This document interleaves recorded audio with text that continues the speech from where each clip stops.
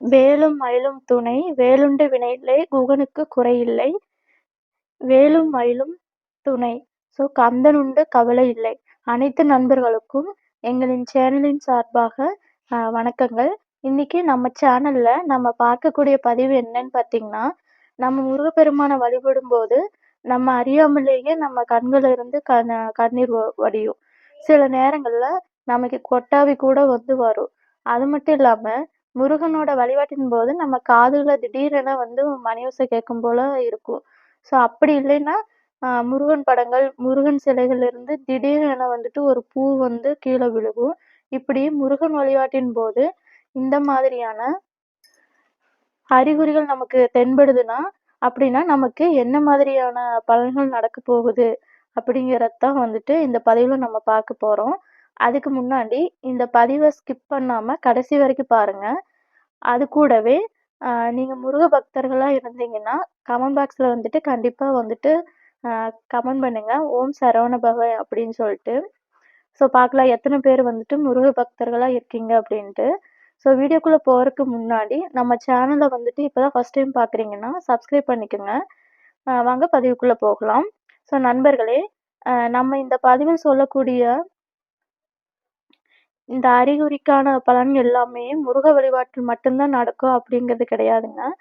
அதுபோல நீங்க எந்த கடவுள வணங்குனாலும், இந்த மாதிரி தான் அறிகுறிகள் வந்து அ தென்பட்டா, ஸோ இந்த மாதிரியான பலன்கள் உங்களுக்குமே வந்துட்டு அ பொருந்தக்கூடியதா தான் இருக்கும். ஸோ வாங்க நேரடியாக நம்ம பதிவுக்குள்ள போலாம். நண்பர்களே, நம்ம முருகப்பெருமான கோவிலுக்கு சென்று சில நேரம் அ தரிசனம் செய்வோம். அப்படி இல்லைன்னா, வீட்ல இருக்கக்கூடிய முருகனோட உருவப்படங்களுக்கோ, அப்படி இல்லைன்னா சிலைகளுக்கோ வழிபாடு செய்து, நம்ம கண்கள மூடி மனம் உருகி கும்பிடும்போது, நமக்கு சில அறிகுறிகள வந்து அந்த முருகப்பெருமாள் வந்து அறிவுறுத்துவார். அப்படியும் இல்லைன்னா, நம்ம உடல்ல சில மாறுதல்கள் தென்படத் தொடங்கும். இந்த மாதிரியான அறிகுறிகளோ, உடலில் ஏற்படக்கூடிய மாற்றங்களோ நமக்கு அந்த முருகப்பெருமானுடைய பரிபூர்வமான கடாட்சமும் நமக்கு நிறைந்திருக்கும். ஸோ அப்படிங்கிறத வந்து வெளிப்படுத்தக்கூடிய அறிகுறிகளாகத்தான் வந்துட்டு இருக்கும். அது மட்டும் இல்லாம, இந்த அறிகுறி இல்லாம ஒரு சில அறிகுறி நமக்கு தென்படுது. அப்படின்னா, நம்ம வாழ்க்கையில ஏற்படக்கூடிய இன்பத் துன்பங்களையும், நன்மை தீமைகளும் நமக்கு அந்த முருகப்பெருமான் முன்கூட்டியே அறிவுறுத்துகிறார் அப்படிங்கிறது என்பதையும், அதனால இப்போ நம்ம இந்த அறிகுறிகளோட பலன் அப்படி என்ன அப்படிங்கிறத வந்துட்டு தெரிஞ்சுக்கலாம். அந்த வகையில நம்ம முருகப்பெருமான கும்பிடும்போது, நம்மை அறியாமலேயே நம்ம கண்கள்ல இருந்து கண்ணீர் வரத் தொடங்குது. அப்படின்னா, நமக்கு அந்த முருகப்பெருமானுக்கும் ஒரு விதமான பற்றும், இணைப்பும் இருக்கு அப்படிங்கிறது தான் வந்து அர்த்தம். அதாவது நாம மிக சிறந்த முருக பக்தராக இருந்து, அனுதினமும் முருகனையே நினைத்து இருப்போம் என்று சொன்னா, நிச்சயம் அந்த முருகப்பெருமான வழிபடும்போது, நம்ம அறியாமலேயே ஆனந்த கண்ணீர் வந்து பெருக்கெடுத்து நம்ம கண்களில் இருந்து வழியத் தொடங்கும். அது மட்டும் இல்லாம, கண்ணீர் வருவதற்கு மிக முக்கியமான காரணம் என்னன்னா, முருகப்பெருமானோட நேரடி பார்வை நம்ம மீது பட்டா மட்டுமே உடனடியாக நம்ம கண்களிலிருந்து கண்ணீர் வடியும். அதுக்கு முன்னால நீங்க இனிமே முருகப்பெருமான வழிபடும்போது, உங்க கண்களில் கண்ணீர் வருகிறது அப்படின்னா கவலையே படாதீங்க. உங்களுக்கு அந்த முருகப்பெருமானின் கடாட்சமும் இருக்கு அப்படிங்கிறதும், அதனால இந்த பதிவ பார்த்துட்டு இருக்கும் உங்களுக்கு எத்தன பேருக்கு உங்க வழிபாட்டின் போது எத்தன பேருக்கு கண்ணீர் வந்திருக்கிறது அப்படிங்கிறத பத்தியும் வந்துட்டு கமெண்ட் பாக்ஸ்ல வந்துட்டு கமெண்ட் பண்ணுங்க.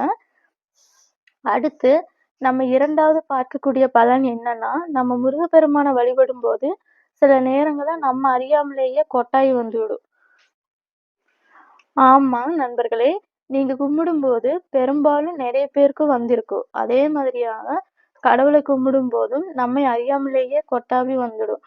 ஸோ அப்படி கடவுளின் வழிபாட்டின் போது நமக்கு கொட்டாவி வந்துருச்சுன்னா, கவலை வேண்டாம். நிச்சயமாக எல்லா மனதிலும் ஒரு சஞ்சலம் வந்து ஏற்படதான் தொடங்கியிருக்கும். ஸோ என்னடா இது! நம்ம கடவுள வந்துட்டு கும்பிடும்போது நமக்கு கொட்டாவி வருதே! அப்படின்னு சொல்லி. ஆனா இந்த மாதிரி கடவுள் வழிபாட்டின் போது கொட்டாவி வருவது அப்படின்னா, நீங்க கொஞ்சம் கூட பயப்படவோ, இல்ல கவலைப்படவோ வந்துட்டு வேணாம். எதனால அப்படின்னா, இந்த கொட்டாவி அப்படிங்கிறது நமக்குள் இருக்கக்கூடிய எதிர்மறையான சக்திகள வெளிய கொண்டு செல்லக்கூடிய ஒரு வினயமாகத்தான் இருக்குது.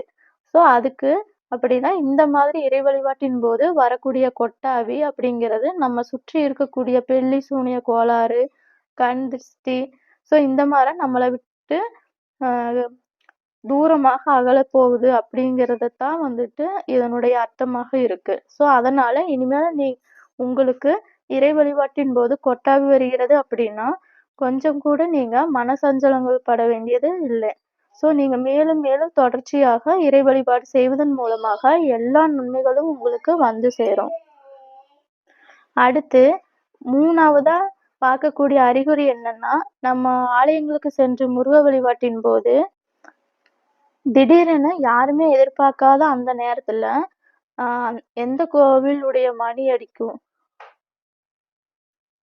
ஸோ அந்த கோயிலோட மணி அடிக்கும். அதாவது அந்த கோவிலோட மணி ஓசை சத்தம் நம்ம காதுல வந்து விழுகும். அப்படி நம்ம சரியாக அந்த முருகப்பெருமானிடம் வேண்டும்போது, அந்த கோவிலின் மணி ஓசை சத்தம் நமக்கு கேக்குது அப்படின்னா, நம்ம வேண்டக்கூடிய அந்த வேண்டுதல்கள் அந்த முருகப்பெருமானால் ஏற்றுக்கொள்ளப்பட்டது அப்படிங்கிறது தான் அறிகுறி. ஸோ அதாவது அப்படி மணி ஓசை சத்தம் கேட்கும்போது, உங்களுக்கு கிடைக்கக்கூடிய நன்மைகள் எல்லாம் தானாகவே வந்து சேரும் அப்படிங்கிறது தான் தெரிஞ்சுக்கோங்க. இது கோவில் மட்டும் தான் நடக்குமா அப்படிங்கிறது கிடையாது. ஸோ நம்ம வீட்ல இருந்து கொண்டே முருகப்பெருமான வழிபடும் போதும், திடீரென நம்ம பாக்கெட்ல இருக்கக்கூடிய ஃபோன்ல ரிங் அடிக்கும்.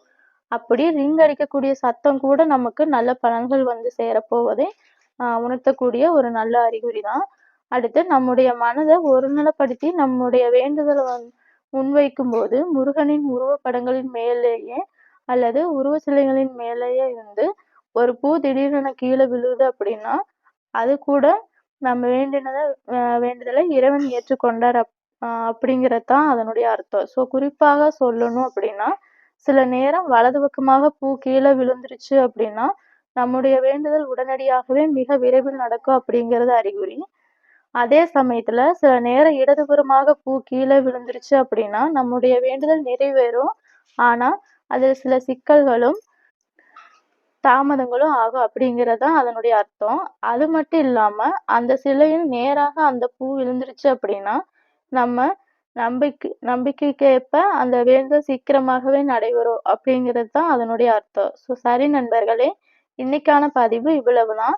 இந்த பதிவ பார்த்த உங்களுக்கு என்னென்ன அறிகுறி நடந்திருக்குன்னு சொல்லிட்டு கண்டிப்பா வந்துட்டு கீழ கமெண்ட் பாக்ஸ் கீழ கமெண்ட் பண்ணுங்க. ஓம் சரவண பவ அப்படின்னு சொல்லிட்டு அதுவும் கமெண்ட் பண்ணுங்க. ஓகே, தேங்க் யூ ஃபார் வாட்சிங்.